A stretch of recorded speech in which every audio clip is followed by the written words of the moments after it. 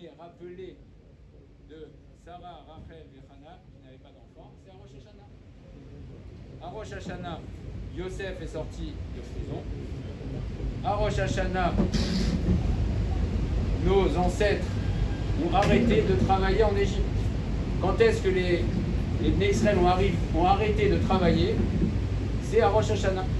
On a arrêté de travailler, c'est-à-dire que la Avoda s'est arrêtée. Après, on est sorti en Nissan, il n'y a pas de discussion. On est sorti en Nissan, et quand est-ce que c'est arrêté le travail? L'esclavage, c'est à Rosh Hashanah. Donc c'est une date.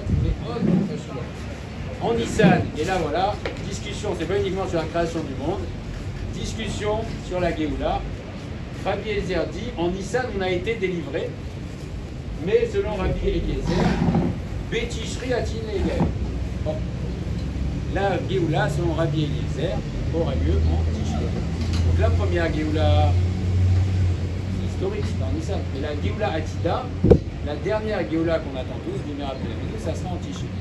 Alors, on est prêt. Hein, on a envie que ce soit tasonné. On est prêt. Oui. On Nissan, on était là, peut-être que... Non, c'est marqué, c'est Rabbi Eliezer, c'est la vie de Rabbi Eliezer. Rabbi Yoshua dit non. Nissan Nivra Olam, le monde a été créé en Nissan et on sera délivré en Nissan. En Nissan sont nés les Avot, en Nissan ils sont morts, à Pessah et Yitzhak. À Rosh Hashanah, je suis d'accord que Sarah, Rachel et Léa et Hana ont été rappelés devant Akadosh Baruch Hu, donc c'est là qu'il y a eu la xéra positive qu'elles auraient un enfant. À Rosh Hashanah, Yosef Hatzadik est sorti de la prison. À Rosh Hashanah aussi, tout le monde est d'accord que la Avoda a été arrêtée pour les Bnei Israël. Benissan Nigalou, Benissan Atidi Leigael. Par contre, Rabbi Yoshua, c'est vrai qu'on a été libéré en Nissan, mais la Géoula aura lieu en Nissan. Donc deux points de marloquette entre Rabbi Eliezer et Rabbi Yoshua. Le premier point, c'est quand est-ce qu'a été créé le monde, et que veut dire cette marloquette. Et deuxièmement, quand est-ce qu'il va y avoir la Géoula. Et les deux s'appuient sur des psukim. Ils ont des psukim les deux. Sur comment? Comment? Oui. C'est demain à 5 Non, je fais un demain. Alors ils ont des psukim à l'appui les deux. Rabbi Eliezer dit, d'où je sais que le monde a été créé en Tishri, parce que c'est marqué dans le récit de la création, Vayomer Elohim, Techi Haaretz Déché, Esev Mazri Azera, Etz Peri, que la terre sorte des herbes et qu'elle sorte aussi Etz Peri. Etz Peri, c'est un arbre, on va traduire un arbre fruitier, mais là il dit Etz Peri, c'est un arbre avec des fruits. Pas chou. Rabbi Eliezer dit, quelle est la période, quel est le mois où la terre sort des déchaïm, sort des herbes et les arbres sont pleins de fruits? C'est Tishri. Ok. Et en plus, il rapporte que en plus c'est le moment des pluies, Révia, c'est les premières pluies. Et il y avait besoin de pluie à cette période. Et il y a un passage qui dit, il y a Alémina Haaretz, il y a une vapeur qui sortait de la terre parce qu'il y avait besoin de pluie, mais il n'y avait pas encore de pluie. Donc c'est un moment où il y avait besoin de pluie. Et donc c'est une période des pluies. Donc Rabbi Eliezer s'appuie sur des psukim. Rabbi Yoshua aussi, qui, dans le récit de la création du monde, j'ai des psukim, c'est marqué Vatotse Haaretz Déché. La terre a sorti Esev Mazri Azera, Ve'etz Oseperi. Et un arbre qui fait des fruits. Donc Rabbi Eliezer dit Etz Peri, qui traduit par un arbre avec des fruits. Et Rabbi Yoshua dit Etz Oseperi, un Etz qui fait des fruits. Et Rabbi Yoshua fait une rachat. Quel est le mois où la terre est pleine de déchets, pleine d'herbes, et l'arbre commence à sortir les fruits? C'est quand on fait Birkat Ilanot. Nissan. Alors il dit c'est quand Etz Oseperi, c'est-à-dire que quand est-ce que commence à sortir les fruits? C'est en Nissan. Donc il dit, donc Pachout, selon Rabbi Yoshua, que le monde a été créé en Nissan. Alors après, discussion, oui, mais l'autre il a les psukim, etc. Top, finalement, chacun défend, imagine, très bien son avis. Donc en tout cas, il y a une marloquette solide entre Rabbi Eliezer et Rabbi Yoshua, quand a été créé le monde et quand va avoir lieu la Géoula. Pourtant, il y a d'autres dates qui sont retenues aussi, non? C'est pas mal, fait, si on dit que l'homme il a été créé à Rosh Hashanah, c'est-à-dire que le monde a été créé dans le 5 Elul. non, on compte le jour de la création du monde, c'est le jour de Rosh Hashanah. C'est ça ce jour-là. Pourquoi? Parce que tout le reste n'était que préparation. Donc on dit la création du monde, on fait référence à Rosh Hashanah. Donc Mistama, selon Rabbi Yoshua, selon Rabbi Eliezer, la Géoula va avoir lieu maintenant. On va y mettre. Alors le Maharal de Prague va nous expliquer dans Chidushé Agadot quelle est la marloquette Yesod. C'est quoi cette marque? Alors on a passé le mois de Av, n'est-ce pas? On avait expliqué, le Maharal toujours, qu'il y a des périodes dans l'année. Et si on voit le temps, si on voit les périodes, la nuit et le jour, on peut comprendre aussi l'influence et on peut comprendre les périodes qu'on traverse. On a vu que le mois de Av, c'est un mois qui est déséquilibré. Entre 17 Tammuz et 9 Av, c'est un mois c'est le moment de déséquilibre en faveur du jour. Les jours sont très longs, il fait très chaud, donc c'est un moment qui est déséquilibré. Et quand il y a un déséquilibre, ce sont des choses qui s'opposent à la Gdusha. Parce que la Gdusha est définie par l'équilibre. Emet, c'est l'équilibre. Tout ce qui est Kadosh est équilibré. Tout ce qui est déséquilibré est favorable au Kohot Atuma. Et c'est pour ça donc, que le mois de Av, entre 17 Tammuz et 9 Av, c'est la prédominance, c'est la force des Kohot Atuma. Et c'est là où il y a cette prédominance. Et nous, on est en bas. Mais il y a 2 mois qui sont des mois, au contraire, qui nous sont très très favorables. C'est pour ça que M. Maharal, que ce sont les mois où on a les fêtes, c'est les mois de Nissan et le mois de Tishri. Parce que ce sont des mois où il y a un équilibre. Il y a un équilibre entre le jour et la nuit. D'ailleurs, on voit qu'on avance au fur et à mesure du mois parce que le jour décroît et la nuit augmente. Et donc, ce sont des mois qui sont équilibrés. Donc, ce sont des mois très favorables. Donc, déjà, on comprend pourquoi ce sont 2 mois comme ça dont on nous parle. On aurait pu dire, bon, moi, je pense que la Géoula va être en, je sais pas moi, d'autres mois. Pourquoi pas au mois de Sivan, le mois de Matan Torah. Il y a 2 mois comme ça qui sont Chashuvim, les 2 mois les plus Chashuvim de l'année. Si vous voulez prendre, il y a des c'est sur le Maharal. Rabbi Eliezer Omer que le monde a été créé en Tishri. Alors c'est quoi cette marloquette Tanaïm? C'est pas une discussion de comptoir. On est en train de parler, c'est Tanaïm B'doshim qui sont la base de la Torah chez BLP. Quelle est la discussion? C'est une discussion qui est très profonde, qui touche au Yesod, et ça touche aussi à notre avoda pour Rosh Hashanah. À comprendre que le Mamash est une marloquette Yesodite, et ça nous permet de comprendre un petit peu Bezrat Hashem un peu mieux, qu'est-ce qu'on attend de nous à Rosh Hashanah. Il y a 2 mois Chashuvim dans l'année, Nissan et Tishrei. Quelle est la différence? Nissan, c'est Atrala. Nissan, c'est le début. C'est l'élan initial. C'est le premier mois de l'année. C'est marqué, c'est mes fourrages dans la Torah. Quel est le premier mois de l'année? C'est Nissan. Donc Nissan, c'est Atrala. C'est le début. Et on sait que c'est beaucoup développé par le Maharal de Prague, la notion de début. La notion de début, tout ce qui est début, Bechor, tout ce qui est Bechor et Kadosh. Il y a une notion de Gdusha, les Bikurim, le Bechor, le Peter Echem, l'âne, tout ce qui est Bechor a cette notion de Gdusha, la Chala, c'est le premier. Donc le premier a une notion de Gdusha. Et comme le Bechor est Kadosh, et bien ça aussi Nissan est Kadosh. Alors le Chodesh Hashvi, Tishri c'est le 7e.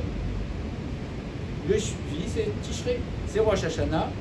Comme il est le 7e mois, alors il est au milieu des mois.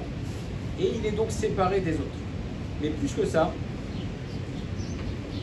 chaque fois qu'il y a un 7e, le 7e est toujours Kadosh. 7e, Kadosh. Le 7e est Kadosh. Où est-ce qu'on voit ça? Shabbat c'est Kadosh. La Shemitah c'est Kadosh. Ensuite on a 7 fois 7 et après il y a le Yovel toujours. Donc le 7e a une dimension de Kedusha parce que dans la matière il y a 6 côtés et le Kadosh c'est toujours le 7e. Donc Tishri c'est le 7e mois. Alors il a cette dimension de Kedusha. Mais qu'est-ce que ça veut dire? Les deux finalement ont une Kedusha. Nissan parce que c'est le début et Tishri parce que c'est le 7e. Donc les deux sont Kedushim. Alors pourquoi l'un pense qu'il y a une prédominance de Tishri et l'autre pense qu'il y a une prédominance de Nissan. Donc on voit déjà que c'est pas une marloquette Stam, où ils n'ont pas pris des psukim de la Torah, ils n'ont pas fait des drachot, on voit qu'il y a une notion fondamentale.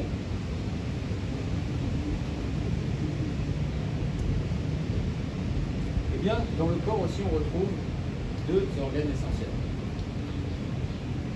Deux organes essentiels qui définissent la vie. Il y a le cœur et le cerveau. Il y a un troisième, le foie, c'est vrai que c'est important, mais c'est pas la même importance. Quand quelqu'un parle, c'est ce qu'on appelle, ici, définir la vie, c'est le cerveau et le cœur. Eh bien, ces deux mois-là sont les guides, sont représentés, ou représentent plutôt, ces deux organes principaux. Alors, Tishri, ça ressemble à la tête. Rosh Hashanah, c'est la tête. Les filles chez Sham, à Sechel, chez Ukadosh, les Gamré. Parce que dans la tête, il y a le Sechel qui est Kadosh, les Gamré. Donc, Tishri, ça représente la tête. Il faudra qu'on comprenne ce que ça veut dire. C'est quoi cette notion de Sechel? Vechen Chodesh Hazeh, le mois de Tishri aussi, il est Kadosh, les Gamré, il est complètement Kadosh. On voit que tout le mois, il est traversé par les fêtes, du premier jusqu'à quasiment la fin. Il est complètement traversé par la Gdusha, par les fêtes. Et Rabbi Yoshua pense que c'est Nissan qui est important, parce que c'est le début. Et c'est là où il y a eu Briat Haolam. Alors le mois de Nissan, c'est le lèvre, c'est le cœur. Parce que le cœur définit, c'est lui qui envoie la vitalité. Facile. Comment? Facile.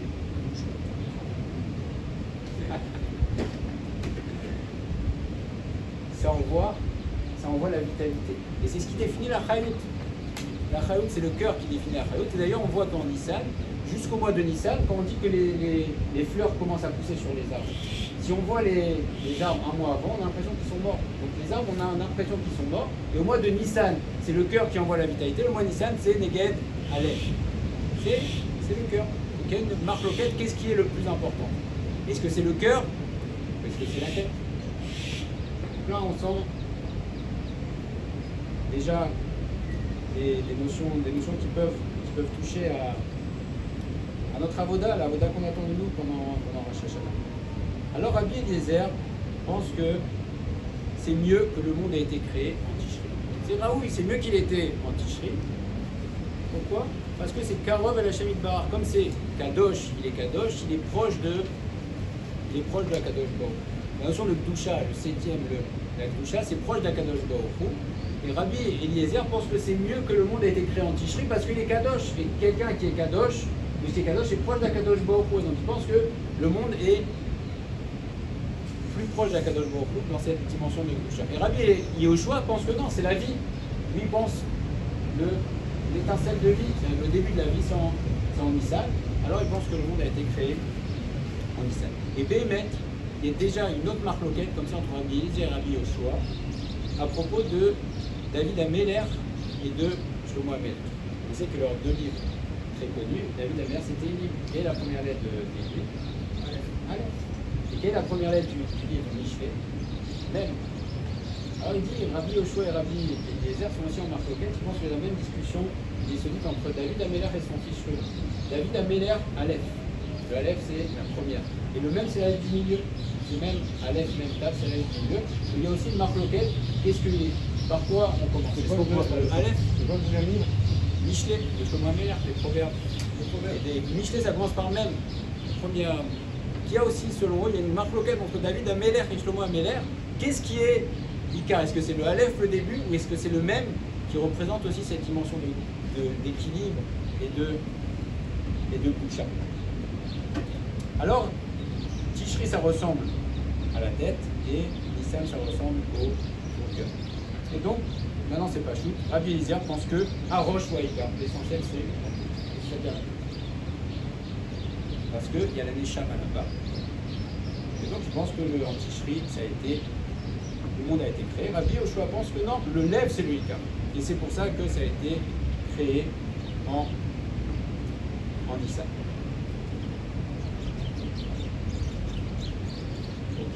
Alors, pourquoi on voit que la Géoula a eu le temps?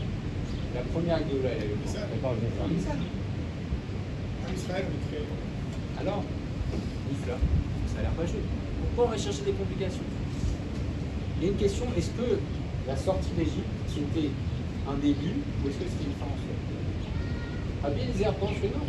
La Géoula, d'ailleurs la Géoula d'Israël, ça a été une Géoula qui a été artificielle. Elle n'était pas au niveau. La Kadosh Baruch Hu nous a projeté à des niveaux très élevé. Après, on est retombé, après, on a dû remonter. Mais après, c'est la création du Ham Israël. Donc après, il y a tout un ta'alir. Là, aujourd'hui, on est dans ce ta'alir. Donc Rabbi Eliezer, il dit effectivement, on a été créé en Nissan. On n'était pas dans la dimension élakite qu'on doit acquérir. Donc selon Rabbi Eliezer, ok, c'est vrai qu'on a été libéré en Nissan, mais le but, c'est Tishrei. Le but, c'est d'arriver au niveau élakite du Ham Israël. Donc c'était une naissance. Mais la naissance n'est pas un but en soi, c'est un début, selon Rabbi Eliezer. Donc selon Rabbi Eliezer, il dit c'est vrai, on a été libéré, il n'y a pas de discussion. Mais ça ne veut pas dire que Nissan, pour autant, est une fin en soi. Donc la fin est représentée par Tishrei. Et Rabbi Yehoshua pense que non. Non, c'est toujours Nissan qui est Raoui. Nissan, c'est le début, c'est la Hatrala, et c'est ça qui définit. Donc on doit être libéré. Toutes les Géoulottes, selon lui, ont lieu en Nissan parce que Nissan, c'est cette énergie, ce renouveau, et finalement, c'est ça qui va définir le Ika. Et c'est pour ça que Rabbi Eliezer dit les Avot sont nés en Tishri. Parce que les Avot, ils sont Gdoshim, donc ils doivent être nés en Tishri. Et continue Rabbi Eliezer, et apparemment, de ce qu'on voit, si vous pourrait dire à Franck, on sent que le marin de Prague penche vraiment vers la chita de la fin. Il penche parce qu'il développe beaucoup la chita de Rabbi Eliezer. Il dit aussi, il y a Shlomar, dans Tishri, il y a la Midat Hadin qui est forte, et donc le Yitzhak aussi. Yitzhak, il est né en Nissan, mais on s'est rappelé de Sarah, tout le monde est d'accord qu'on s'est rappelé de Sarah au mois de Tishri. Et plus que ça, il rapporte pourquoi on a arrêté de travailler en Tishri, en Égypte, parce que le mois de Tishri, Rosh Hashanah, c'est le moment où on rend Hachem Meler. On se rappelle de ça. Oui. C'est Ifkeda Sarah à Rosh Hashanah. Ça fait Je suis là, pas sur ça. et là, il n'y a pas de marloquette là-dessus. Les deux sont d'accord, Rabbi Yehoshua et Rabbi Eliezer sont d'accord que, Rosh Hashanah, que Sarah, on s'est rappelé d'elle, entre guillemets, au mois de Tishri. Donc la naissance de Yitzhak est une conséquence de ce qui s'est passé à... J'ai quelque chose par rapport à Sarah. En fait, Sarah, lorsque les anges sont arrivés pour dire qu'elle est enfant, elle a souri. Et ensuite, Hachem, il dit à Abraham, ta femme, elle a souri. Abraham, il va voir Abraham, il dit, pourquoi t'as souri? Il fait, non, j'ai pas souri. Et il se dit, non, j'ai souri, t'as pas souri. En gros, c'est pour montrer la force de la teshuva, c'est qu'en fait, elle a fait teshuva sur le fait qu'elle a souri. Et en fait, c'est pour ça qu'on rappelle aussi Sarah, là, pour le Rosh Hashanah, c'est parce que pour la force de teshuva, c'est qu'en fait, non, le fait qu'elle a dit, qu'elle a oublié qu'elle avait souri, c'est le fait qu'elle teshuva, elle a complètement effacé le fait qu'elle a souri. Et donc en gros, on est venu comme si qu'elle n'avait pas souri. La force de la teshuva, c'est pour ça qu'on rappelle Sarah aussi en tishuva.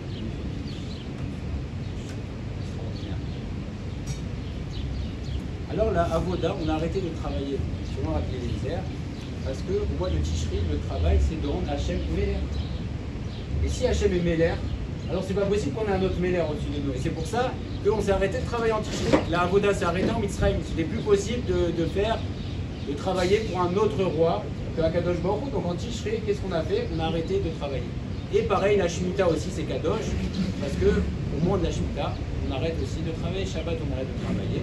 Et c'est pour ça aussi que ça c'est le mois de Tishri. Donc Mistama, le Maharal, il penche quand même vers la Shita. Il développe beaucoup la Shita de Rabbi Eliezer. Il explique énormément que le Tishri. Alors c'est quoi cette marloquette? C'est quoi cette marloquette? Qu'est-ce qui est essentiel? La tête ou le cœur? D'ailleurs même en médecine on pose la question, le cœur c'est quoi, la mort clinique, etc. Il y a une marloquette comme ça. Il y a une marloquette qui est saudite. Et on voit qu'on retrouve cette même marloquette à propos de Mashiach. On sait qu'il y a deux Mashiach ben Yosef, Mashiach ben David. Et Yosef et David représentent Yehuda et Yosef représente Yosef, Mashiach ben Yosef. Il y a une marloquette entre Yosef et Yehuda, les deux rois.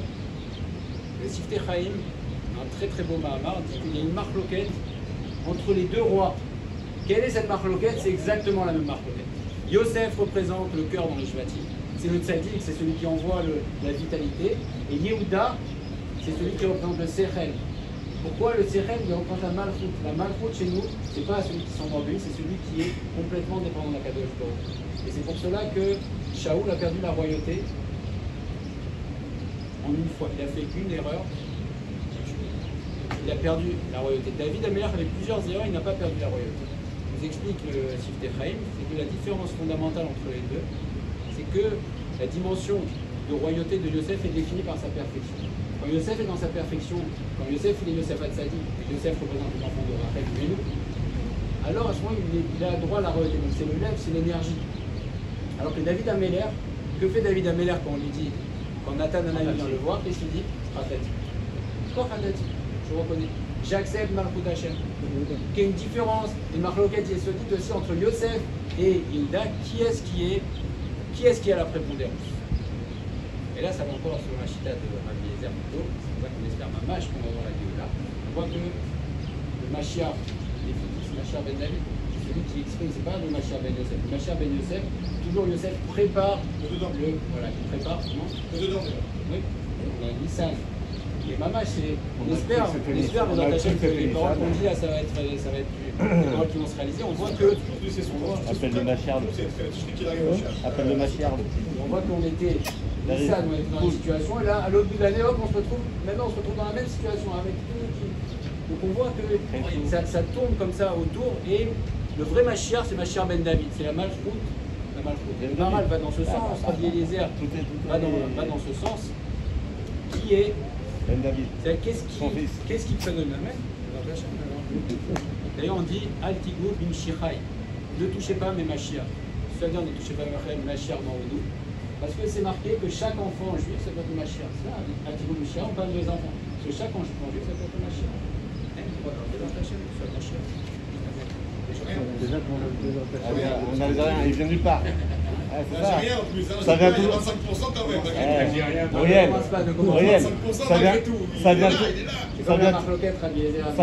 ça vient toujours d'un endroit où tu ne vois pas venir. Tu sais, on n'est pas là.